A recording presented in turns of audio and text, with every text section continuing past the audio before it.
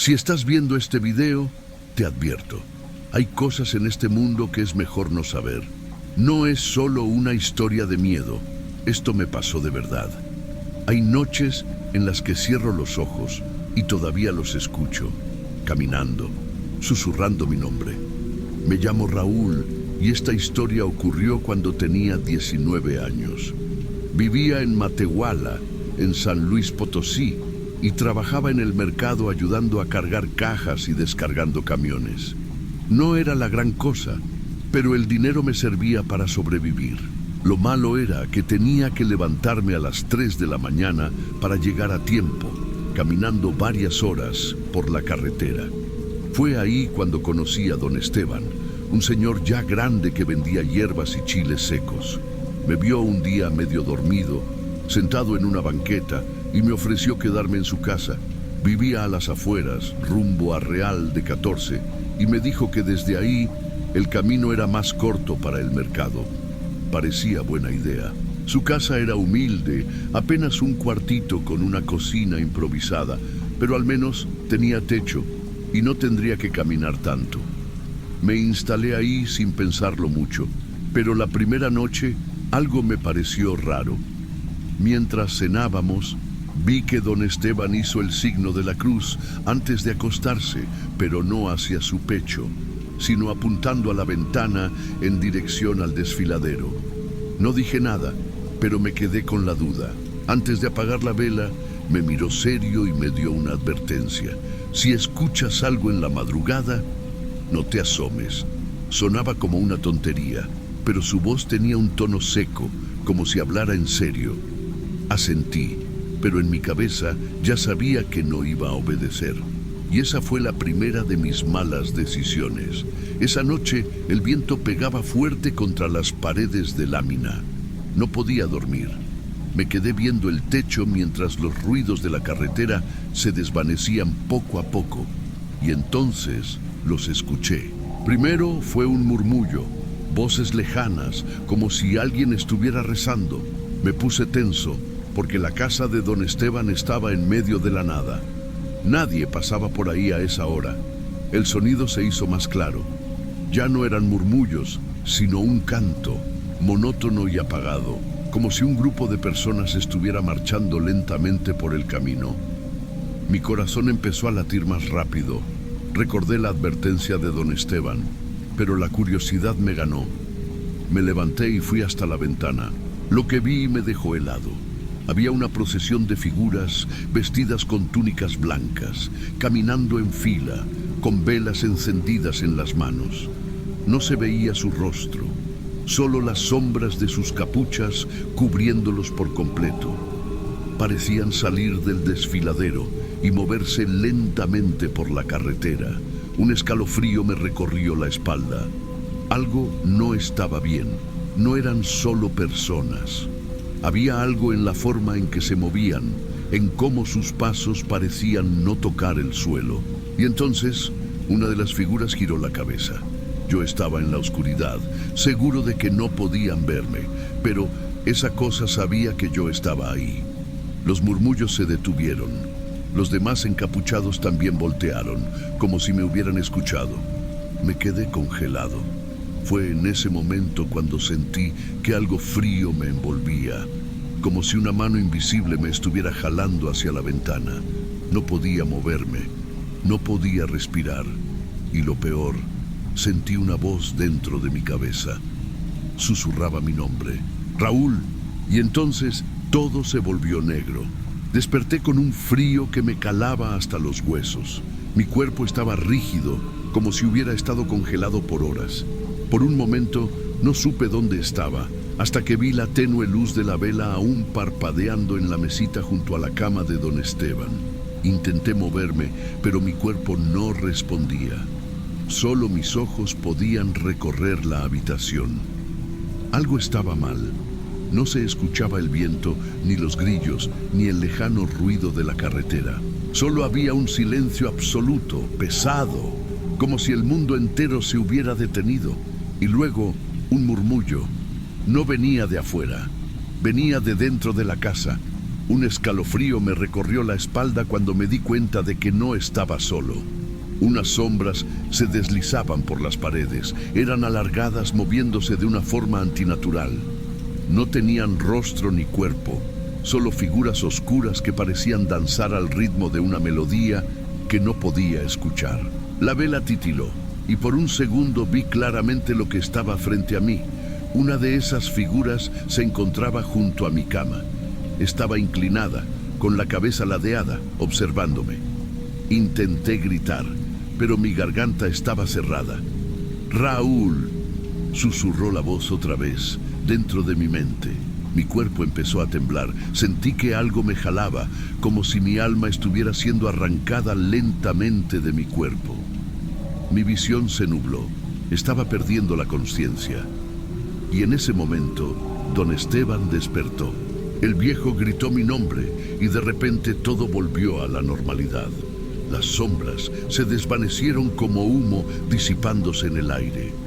La vela parpadeó violentamente y luego quedó estable. Me incorporé de golpe, respirando con dificultad.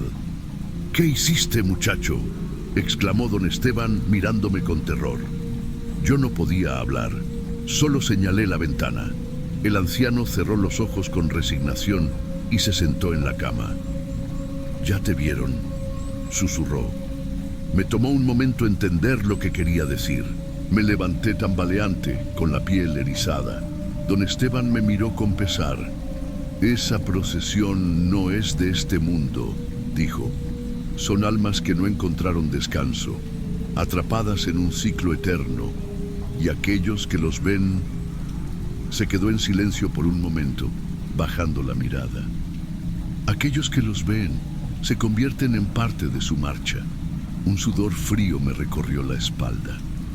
«Entonces, ¿estoy muerto?», murmuré, sintiendo un nudo en la garganta. El viejo negó con la cabeza. «No aún, pero estás marcado».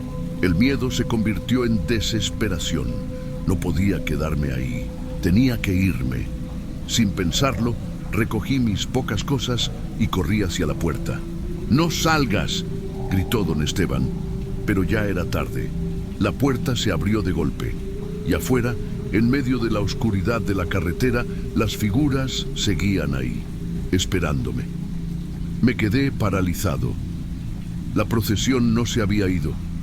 Allí estaban, inmóviles en medio de la carretera, con sus túnicas blancas ondeando levemente bajo la brisa helada de la madrugada. No se movían, pero podía sentir sus ojos, o lo que fuera que tenían bajo esos capuchones, mirándome fijamente. Mis piernas temblaban. Sentí que si daba un solo paso hacia ellos, no habría vuelta atrás. Detrás de mí, don Esteban salió de la casa con un rosario en la mano. «¡No los mires a los ojos!», me gritó. «¡Vuelve aquí!». Pero no podía. Algo me jalaba hacia adelante. Un murmullo comenzó a sonar otra vez en mi cabeza, como si cientos de voces hablaran al mismo tiempo, en un idioma que no entendía. Y entonces vi algo que me quitó el aire. Entre los encapuchados había alguien más, alguien que reconocí. Mi padre. Mi mente se negó a creerlo. Mi padre había muerto hacía 5 años en un accidente de carretera. Su cuerpo nunca fue encontrado, pero ahí estaba, cubierto con la misma túnica que los demás, sosteniendo una vela con el rostro oculto por el velo blanco. Mis ojos se llenaron de lágrimas. Un escalofrío me recorrió cuando lo vi levantar lentamente una mano y señalarme. El aire se volvió denso. Mis oídos zumbaban. Dio un paso adelante.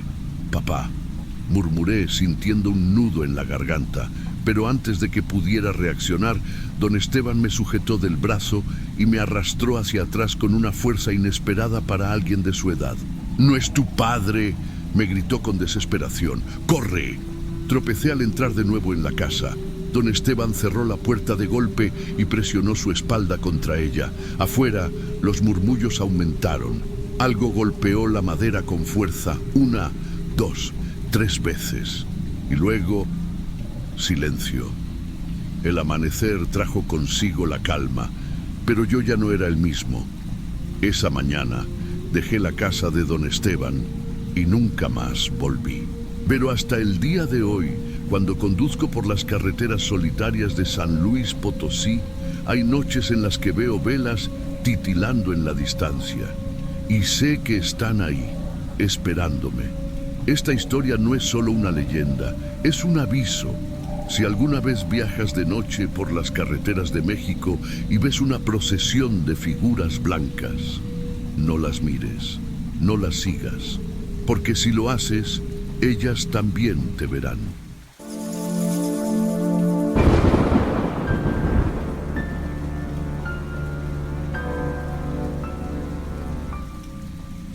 Nunca me ha gustado manejar de noche. Desde que tengo memoria, las carreteras oscuras me ponen los pelos de punta. Supongo que tiene sentido.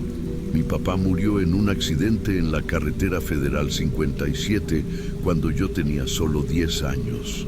No vi el choque, pero lo que escuché de mi familia fue suficiente para atormentarme. Su coche quedó irreconocible y su cuerpo también. 15 años después, sigo evitando esa carretera lo más que puedo. Pero a veces, la vida no te da opción. Mi mamá se enfermó y ahora viajo a Querétaro cada 2 semanas para verla.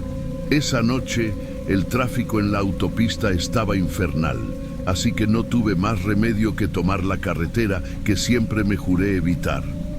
No pasa nada, son solo supersticiones, me repetí en voz alta. Pero conforme avanzaba, me di cuenta de que había algo en el ambiente, algo que no se sentía bien. La radio comenzó a fallar. Primero, un par de chasquidos estáticos. Luego, la señal se perdió por completo. Intenté cambiar de estación, pero de repente, una canción antigua empezó a sonar. No cualquier canción. Era la favorita de mi papá, la que siempre ponía cuando me llevaba a la escuela. Mi corazón comenzó a latir más rápido. Fue entonces cuando lo vi. Un hombre caminaba por la orilla de la carretera vestido con ropa vieja y sucia. No levantaba la cabeza como si estuviera buscando algo en el pavimento.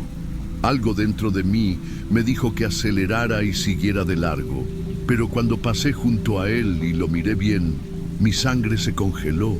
Tenía el mismo cuerpo, la misma complexión y hasta el mismo corte de cabello que mi papá. Miré por el retrovisor. Ya no estaba. Mi garganta se secó. Tal vez solo era mi mente jugándome una mala pasada. Tal vez era solo un vagabundo, pero entonces, sin previo aviso, apareció de nuevo, parado justo en medio de la carretera. Pisé los frenos con todas mis fuerzas. Las llantas chirriaron. El auto se sacudió y sentí un golpe seco en el pecho por el cinturón de seguridad. Todo pasó en una fracción de segundo. Cuando abrí los ojos, los faros de mi coche iluminaban la figura del hombre. Seguía ahí. No se había movido ni un centímetro. Mi respiración se volvió errática.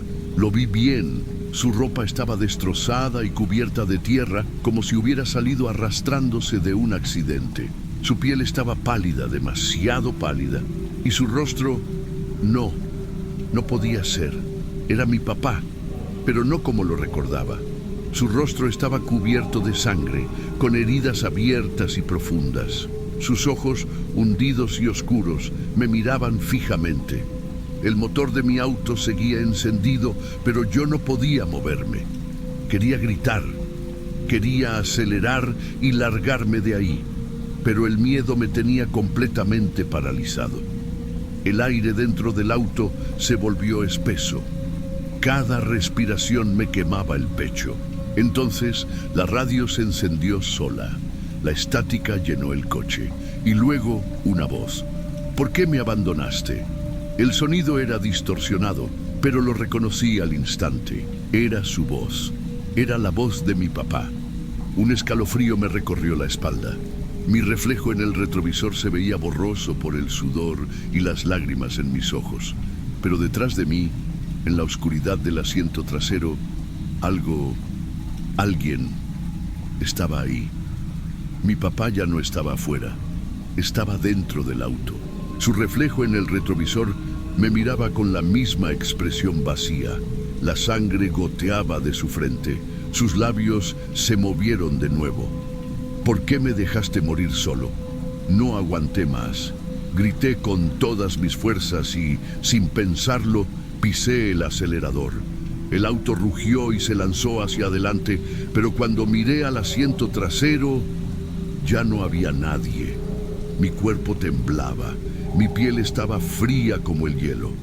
Pero lo peor era saber que esto apenas estaba comenzando. Manejé sin parar. No miré los espejos. No quise saber si él seguía ahí.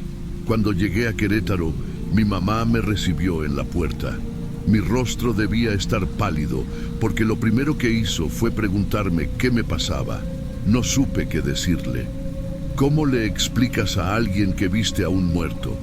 Me senté en el sofá y traté de calmar mi respiración, pero antes de que pudiera hablar, mi mamá tomó una vieja foto enmarcada de la mesa y la miró fijamente.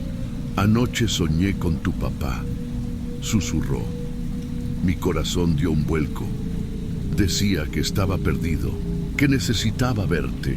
Mis manos se cerraron en puños. El aire en la casa se sintió pesado. Desde esa noche no he podido dejar de pensar en lo que vi. Cada vez que regreso a Querétaro, tomo la misma carretera. Cada vez que paso por el mismo tramo, él está ahí. A veces solo lo veo de reojo, a veces está más cerca y sé que un día no podré escapar. Mi celular vibró en mis manos.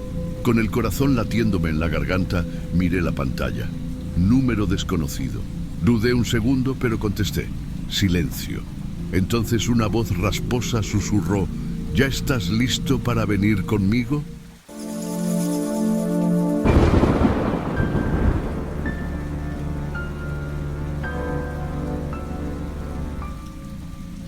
Nunca creí en las historias de carretera. Pensaba que todas esas leyendas de aparecidos, brujas y demonios eran cuentos para asustar a los niños. Pero después de lo que viví en La Rumorosa, cuando tenía 14 años, aprendí que hay cosas en este mundo que es mejor no intentar entender. Todo comenzó cuando mi papá, Arturo, decidió que viajaríamos desde Tijuana hasta Mexicali para llevar mercancía a unos familiares. La Rumorosa es una carretera peligrosa, llena de curvas cerradas, acantilados mortales y un viento que parece susurrar tu nombre. Mi papá la conocía bien, así que confiaba en que el viaje sería tranquilo. Pero esa noche el destino tenía otros planes. El sol ya se escondía cuando entramos en la zona más desolada. Apenas había autos en la carretera, solo rocas gigantes y el silbido del viento contra la chapa de la camioneta. De repente, el motor comenzó a fallar. Mi papá maldijo por lo bajo y orilló el vehículo. «Se sobrecalentó», dijo saliendo a revisar el radiador. Me quedé en la camioneta, viendo cómo la oscuridad se apoderaba del cielo. Fue entonces cuando sentí algo raro. Un escalofrío me recorrió la espalda. Había un silencio antinatural, como si todo a nuestro alrededor se hubiera quedado sin vida. Y entonces lo escuché. Un lamento largo y profundo, como si algo gigante estuviera respirando entre las rocas. «¡Papá!», grité. Mi papá giró la cabeza y sus ojos se abrieron como platos. Sin decir una palabra, corrió de vuelta a la camioneta, cerró las puertas con seguro y bajó todas las cortinas. «No mires afuera, Emilio, no hagas ruido». Mi corazón latía con fuerza. Nunca había visto a mi papá tan asustado. Entonces comenzaron los pasos. Algo estaba allí afuera, caminando entre las piedras. Los pasos eran pesados, como si un animal enorme se moviera entre las rocas. Pero no era un animal. Lo sabía. Sentía su presencia, su respiración, como si nos estuviera analizando desde la oscuridad. «No hagas ruido», susurró mi papá con la voz temblorosa. Nos quedamos inmóviles, atrapados en la camioneta, mientras aquello se acercaba. De repente, algo arañó la carrocería. Un sonido agudo, como uñas raspando el metal. Me tapé la boca para no gritar. Mi papá tomó el volante con fuerza, pero no encendió el motor. Estaba paralizado. No sé si por miedo o porque sabía que arrancar la camioneta podría ser peor. Entonces, un golpe sacudió la parte trasera del vehículo. Algo había saltado encima. Escuchamos crujidos en el techo como si algo pesado se estuviera moviendo ahí arriba. Y luego, el resuello. Respiración profunda, ronca. Se estaba asomando por las rendijas de las ventanas, oliéndonos. Cerré los ojos con fuerza, esperando que se fuera, que todo fuera una pesadilla. Pero no se fue. La puerta del copiloto comenzó a moverse. Alguien, no algo, estaba intentando abrirla. El sonido de la manija girando me heló la sangre.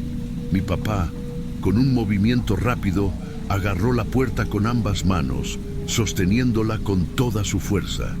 «No la sueltes», susurré desesperado. Por varios segundos, la manija se sacudió violentamente. La cosa allá afuera quería entrar, quería vernos. Mi papá murmuraba una oración entre dientes, su frente perlada de sudor. Yo apenas podía respirar. De repente, el ruido se detuvo. Silencio. El viento golpeaba la camioneta, pero ya no había pisadas, ni respiración, ni golpes. ¿Se fue?, pregunté con la voz temblorosa. Mi papá negó con la cabeza. Nos está esperando. Entonces, en un acto que hasta el día de hoy no entiendo, mi papá tomó aire y dijo: «Si algo me pasa, conduce. No mires atrás, solo arranca y vete». Y antes de que pudiera detenerlo, abrió la puerta y salió a la oscuridad. Desde la ventanilla entreabierta vi cómo se arrodillaba frente a la carretera vacía. Y fue ahí cuando lo vi. Era una sombra gigantesca entre las piedras. Un monstruo con ojos brillantes, hocico alargado y unos cuernos que parecían retorcerse en el aire. El demonio de la Rumorosa nos había encontrado. Mi cuerpo se congeló. No podía moverme, no podía respirar. Lo único que podía hacer era mirar aquella silueta monstruosa frente a mi padre. El viento soplaba con fuerza, pero no hacía ruido. Todo estaba en un silencio espeso, antinatural, como si el mundo entero contuviera el aliento. Mi papá estaba de rodillas en la tierra con la cabeza agachada murmurando algo, tal vez una oración, tal vez un ruego. La criatura dio un paso adelante. Sus patas enormes se hundieron en la arena y cuando se inclinó un poco pude ver su rostro con más claridad. No era un animal, no era humano, era algo que no debería existir. Tenía el hocico largo, parecido al de un lobo, pero con dientes enormes, afilados como cuchillas. Su piel era oscura y rugosa, como si estuviera hecha de sombras. Sus cuernos retorcidos parecían moverse por sí solos, como si estuvieran vivos. Y esos ojos, esos malditos ojos eran lo peor. Brillaban con un rojo profundo, hipnótico, hambriento. No se movió por varios segundos. Solo se quedó ahí, observando a mi padre. Y entonces soltó un gruñido bajo, gutural, como si estuviera probando su miedo. Mi papá temblaba, sus dientes castañeteaban. Nunca lo había visto así. Y entonces, sin previo aviso, la cosa se lanzó hacia él. No recuerdo haber gritado, solo recuerdo la desesperación. Mi papá cayó de espaldas en la tierra cuando la cosa se acercó a él. Sus garras enormes se alzaron en el aire, listas para destrozarlo. Mi corazón golpeaba con fuerza en mis oídos. No podía dejarlo ahí. No podía permitir que esa cosa lo matara. Entonces, sin pensar, hice lo único que se me ocurrió. Golpeé el claxon. El sonido estalló en la oscuridad como un trueno. Un eco ensordecedor rebotó entre las rocas. La criatura se detuvo en seco. Se giró lentamente hacia la camioneta. Sus ojos ardían de furia. Mi papá aprovechó el momento y, con un movimiento rápido, se arrastró de vuelta al vehículo. Abrió la puerta de un tirón y se lanzó dentro, jadeando, con los ojos llenos de terror. «¡Arranca!», gritó. Mis manos temblaban mientras giraba la llave. El motor tardó un segundo en reaccionar, un segundo que pareció eterno. La criatura se movió, no caminó, no corrió, se deslizó hacia nosotros como una sombra viviente. Pisoteé el acelerador. Las llantas chirriaron contra la tierra y la camioneta se sacudió violentamente antes de salir disparada por la carretera. En el retrovisor vi la silueta de la criatura de pie en medio del camino, observándonos, esperando. Sabía que algún día volveríamos y nos estaría esperando. El motor rugía mientras descendíamos la carretera a toda velocidad. Mi papá apenas podía respirar, sus manos temblaban sobre el volante. Yo solo miraba por el retrovisor, esperando ver esa cosa persiguiéndonos, pero ya no estaba ahí, o eso creí. La rumorosa es traicionera. Su camino está lleno de curvas cerradas y cada sombra entre las rocas parecía moverse. Pero entonces, en un destello de luz de los faros, la vi de nuevo. Corría entre las piedras. No corría. Se deslizaba, como si flotara entre los riscos. Era rápida, demasiado rápida. Cada vez que girábamos en una curva, la veía más cerca. «¡No es posible!», murmuró mi papá, con la voz quebrada. Yo quería gritar, quería rezar, pero mi garganta estaba seca. Y entonces, cuando creí que nos alcanzaría, vi algo en la distancia. Luces, faros de otros autos. Nos estábamos acercando a la zona poblada de la carretera. Y ahí fue cuando la cosa se detuvo. Se quedó inmóvil, observándonos, como si la luz de la civilización la hubiera ahuyentado. Fue la última vez que la vi. Llegamos a Mexicali al amanecer. Mi papá no dijo una sola palabra durante el resto del trayecto. Cuando nos detuvimos frente a la casa de mis tíos, miró sus manos. Seguían temblando. «Nunca hables de esto», me dijo con un hilo de voz. Yo asentí. No quería hablar de ello, no quería recordarlo, pero jamás lo olvidé. Han pasado años desde aquella noche y cada vez que alguien menciona la rumorosa, mi estómago se revuelve. Porque sé que lo que vimos ahí era real y sé que sigue ahí afuera, esperando a la próxima víctima. Así que si algún día viajas por esa carretera y tu auto se descompone, no salgas, no mires por las ventanas y sobre todo no hagas ruido, porque él está escuchando, siempre está escuchando. Si te gustó esta historia, no olvides suscribirte a Cuentos Sombrios y dejar tu like para más relatos aterradores. ¿Qué te pareció esta historia? ¿Volverías a viajar por la rumorosa de noche? Déjamelo en los comentarios.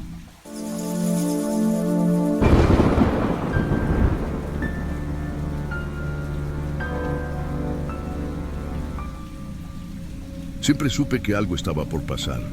Cuando estás en la carretera, cruzando el país, en tu camioneta, hay algo en el aire que te hace sentir que las cosas no siempre son lo que parecen. Mi familia y yo estábamos regresando de Mazatlán después de unas vacaciones que, para ser sinceros, no fueron tan relajantes como esperábamos.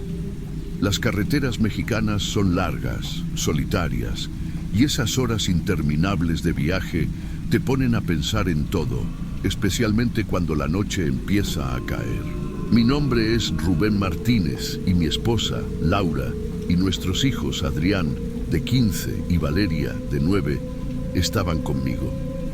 A pesar de que ya era tarde, la carretera seguía bastante despejada, solo algunos autos viajando de regreso a la ciudad.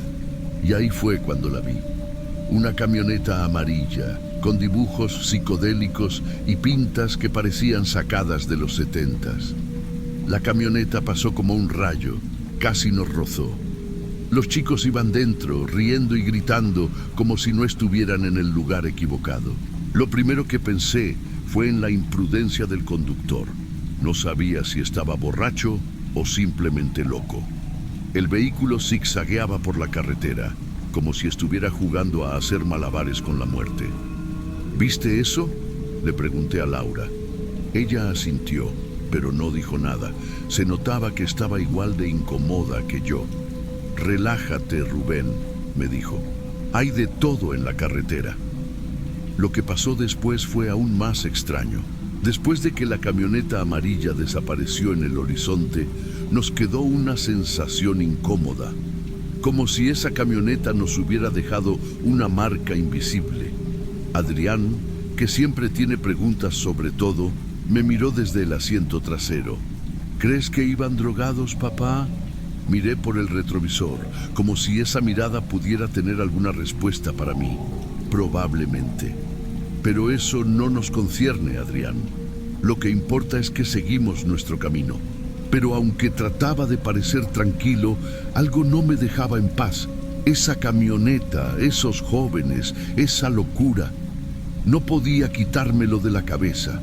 Horas más tarde, con el sol ya completamente escondido, comenzamos a ver luces en la distancia. Eran las primeras señales de que nos acercábamos a un embotellamiento, pero no era uno común. A medida que nos acercábamos, el aire se sentía más denso y las luces de los autos parecían reflejarse en la niebla que cubría la carretera. Entonces lo vi, la camioneta amarilla, parada en el arcén, pero no estaba sola. Había chocado contra otro automóvil familiar.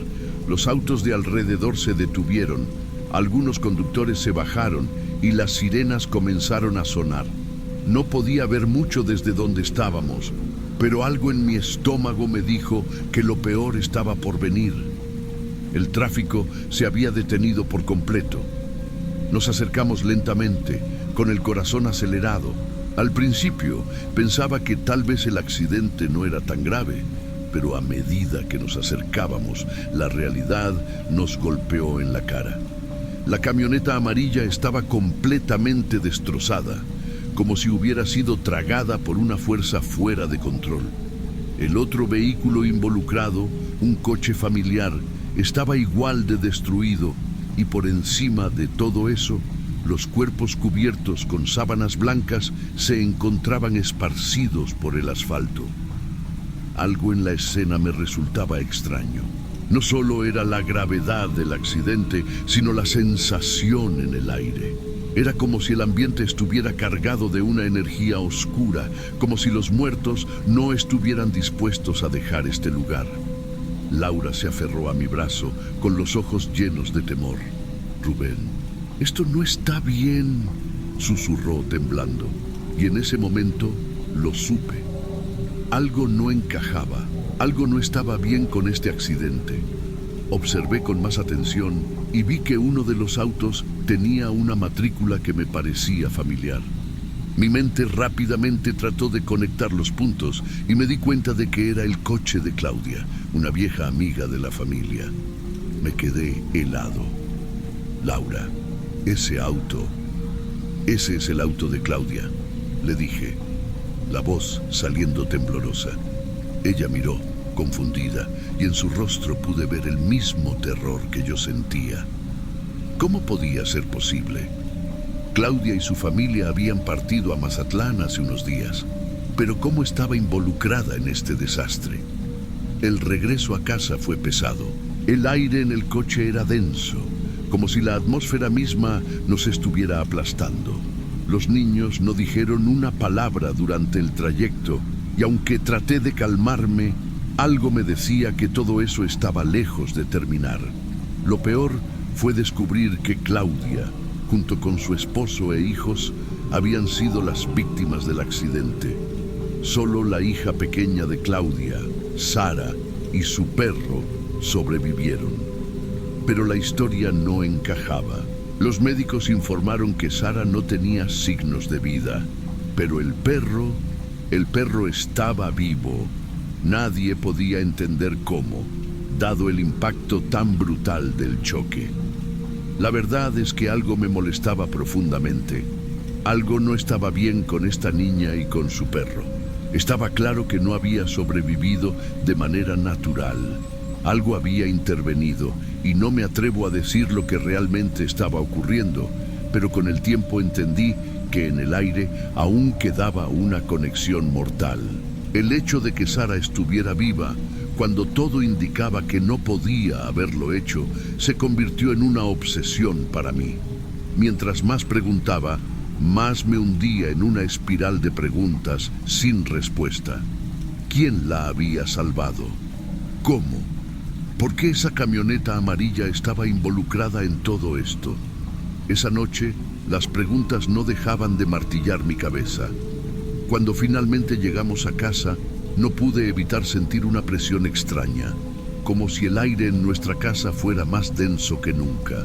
Laura se acomodó en el sofá, agotada, pero yo no podía descansar.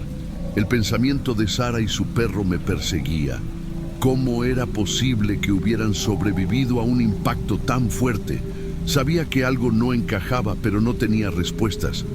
Esa noche, el reloj marcaba las 3:00 am, cuando comencé a escuchar ruidos extraños provenientes del pasillo. Como un susurro, algo se arrastraba por el suelo. Al principio, pensé que era mi mente jugándome una mala pasada, pero el sonido se intensificó. Decidí levantarme y verificar. Al abrir la puerta de la habitación de los niños, todo parecía en silencio, pero en el fondo, algo me decía que no estaba solo. Fue entonces cuando la vi. Una niña, con los ojos vacíos, parada en el pasillo, mirándome fijamente. No pude moverme, mi cuerpo estaba paralizado, como si una fuerza invisible me lo impidiera. Solo podía ver esa mirada vacía, esa figura que no pertenecía a este mundo. Me acerqué lentamente, tratando de entender qué era lo que estaba ocurriendo, pero cuando estaba a punto de tocarla, la figura desapareció en la oscuridad. Mi corazón latía con fuerza.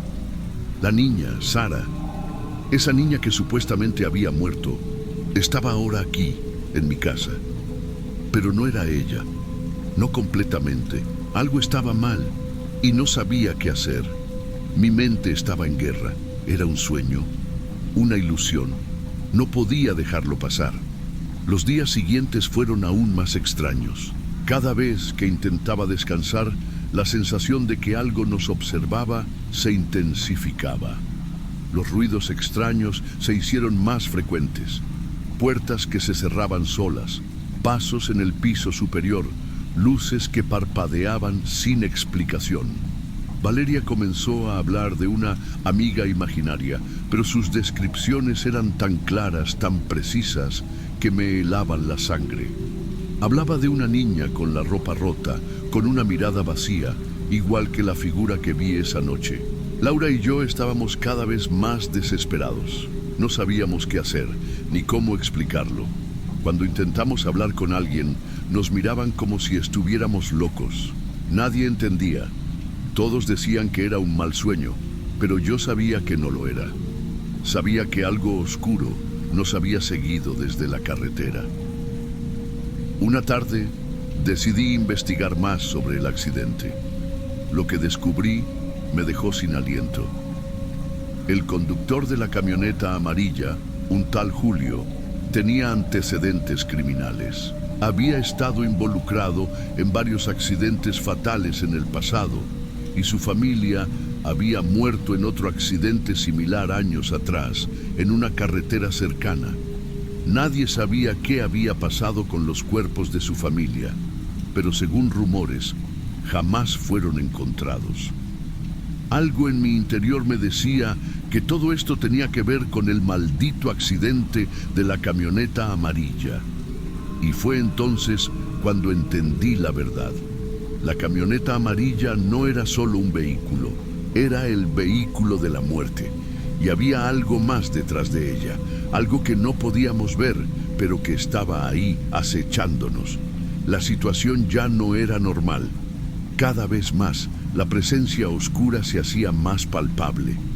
No era solo la niña de ojos vacíos, ni los ruidos extraños, sino la sensación constante de que algo nos observaba, nos acechaba. En mis noches de insomnio, buscaba respuestas en libros viejos, en cualquier lugar donde pudiera encontrar algo que me explicara lo que estaba pasando. Fue entonces cuando encontré un artículo antiguo, un recorte de periódico de años atrás, sobre una leyenda que circulaba por la carretera Mazatlán-Ciudad de México. Decía que en los años 70 había ocurrido una serie de accidentes misteriosos en esa ruta, todos relacionados con una camioneta amarilla que se decía maldita. Los viajeros que se cruzaban con esa camioneta nunca llegaban a su destino y sus familias nunca volvían a ser las mismas. Según el artículo, las víctimas quedaban atrapadas en una especie de ciclo interminable, repitiendo el mismo destino una y otra vez, como si sus almas estuvieran condenadas a buscar más víctimas para alimentar el maldito vehículo.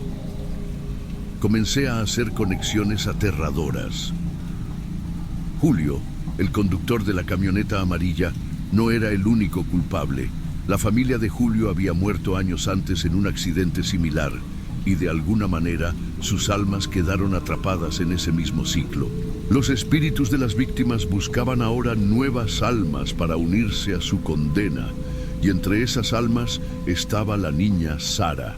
Sara, esa niña que supuestamente había muerto en el accidente, no estaba viva ni muerta.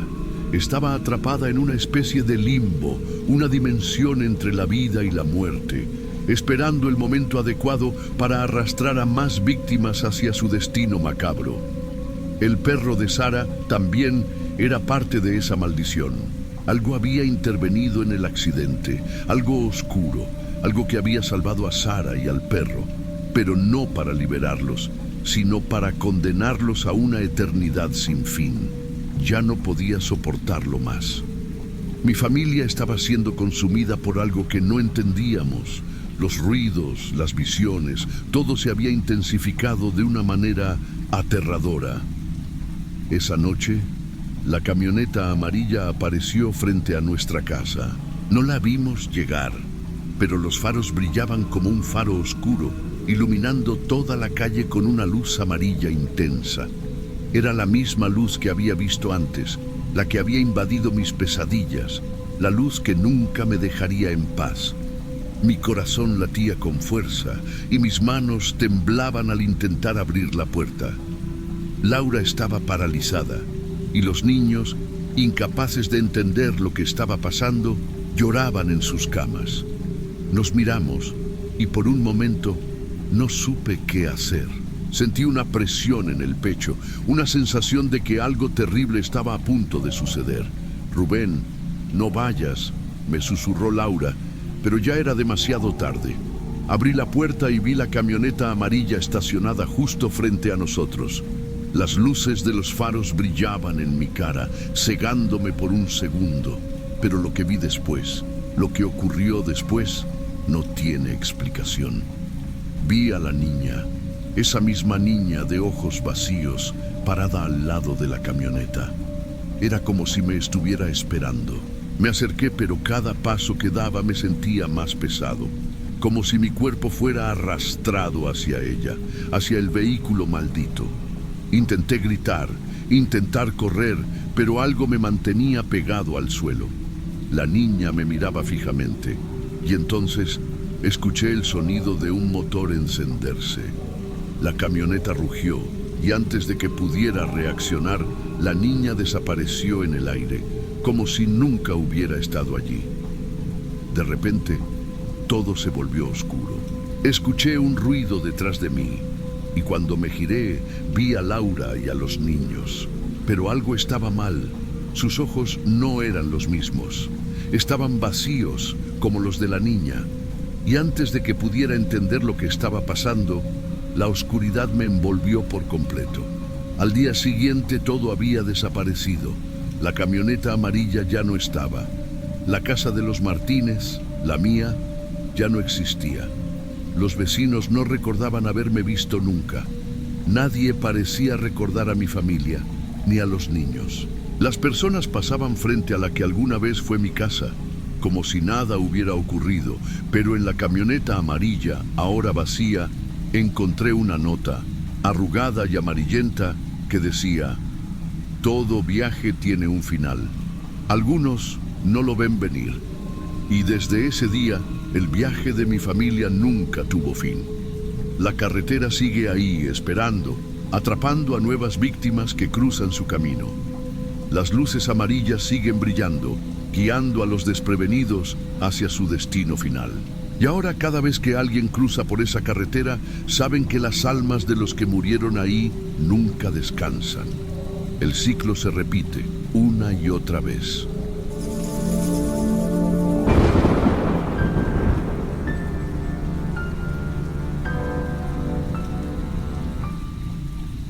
¿Alguna vez has manejado de noche por una carretera desierta y sentido que algo te observaba? Bueno, yo sí, y te juro que nunca en mi vida había sentido un miedo tan real. Esto me pasó hace unos años, cuando mi primo Diego y yo volvíamos de Monterrey hacia Nuevo Laredo. Habíamos ido a un evento y se nos hizo tarde, así que terminamos manejando de madrugada. La carretera 85 es larga, solitaria y con pocas luces. Solo se ve el desierto, y si te detienes, el silencio te envuelve como una manta pesada. Íbamos tranquilos, aunque un poco cansados. Diego ponía música en su celular porque el radio del coche fallaba cada rato. De repente, la vi. A un lado del camino, iluminada solo por nuestras luces, había una mujer vestida de blanco. Estaba inmóvil, sosteniendo algo entre sus brazos. Parecía un bebé, envuelto en un manto amarillo. Diego y yo nos miramos. ¿La ayudamos o seguimos de largo? Algo dentro de mí gritaba que siguiéramos, pero mi primo bajó la velocidad. «Se ve rara, güey», le dije en voz baja. «¿Y si necesita ayuda? No podemos dejarla ahí», respondió él, y antes de que pudiera detenerlo, ya estaba frenando. Bajamos un poco la ventana. La mujer tenía el rostro pálido y los ojos hundidos, pero su expresión era tranquila. «¿Necesita ayuda, señora?», preguntó Diego. Ella levantó la mirada lentamente. Su voz era suave, pero extrañamente vacía. «¿Me pueden llevar al pueblo más cercano? Mi bebé tiene frío». La piel se me erizó. No sé por qué, pero algo en su tono me puso nervioso. Sin embargo, Diego ya le estaba abriendo la puerta. Subió al coche sin hacer ruido y se sentó atrás. Al ajustar el retrovisor, la miré bien. No movía los pies. Parecía flotar. No dije nada, pero el miedo me caló hasta los huesos. Arrancamos y la carretera volvió a sumirse en la oscuridad. El coche avanzaba por la carretera oscura, pero el ambiente dentro se sentía aún más pesado. Diego intentó iniciar una conversación con la mujer, pero ella solo miraba fijamente por la ventana. El bebé comenzó a llorar, pero no era un llanto normal. Sonaba raro, como si viniera de muy lejos, como un eco. «¿Está bien su bebé?», pregunté tratando de sonar tranquilo. Ella no respondió. Solo siguió mirando hacia afuera, con el rostro inexpresivo. Intenté ver al bebé a través del retrovisor, pero el manto lo cubría completamente. Algo no estaba bien. Fue entonces cuando lo vi. La mujer no tenía reflejo en el espejo, solo el manto amarillo flotando en el asiento. Se me secó la boca. Esa cosa no era humana.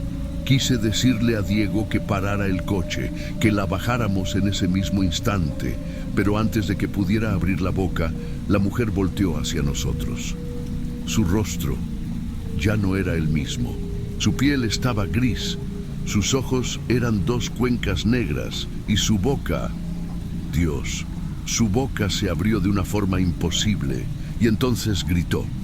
El sonido fue tan fuerte que el radio del coche comenzó a fallar y los vidrios vibraron. Diego perdió el control del volante y el coche se sacudió violentamente en la carretera. Intenté girarme para verla, pero justo en ese instante desapareció. No hubo rastro de ella, solo el manto amarillo quedó en el asiento. Diego y yo nos quedamos sin palabras, jadeando de miedo. Pisé el acelerador con todas mis fuerzas. No me importaba nada, solo quería salir de esa maldita carretera. Al día siguiente, Diego y yo investigamos sobre la carretera. No fuimos los primeros en verla. Años atrás, una mujer con su bebé murió atropellada en ese mismo tramo. Desde entonces aparece en las madrugadas pidiendo ayuda, pero nadie sabe qué es lo que realmente carga en sus brazos. Lo único que sé es que desde aquella noche jamás he vuelto a manejar por ahí de noche. Si alguna vez viajas por la carretera 85 y ves a una mujer vestida de blanco con un bebé, no te detengas. Si te gustan este tipo de historias, no olvides suscribirte a Cuentos Sombrios y dejar tu like. Quién sabe, tal vez la próxima historia sea sobre ti.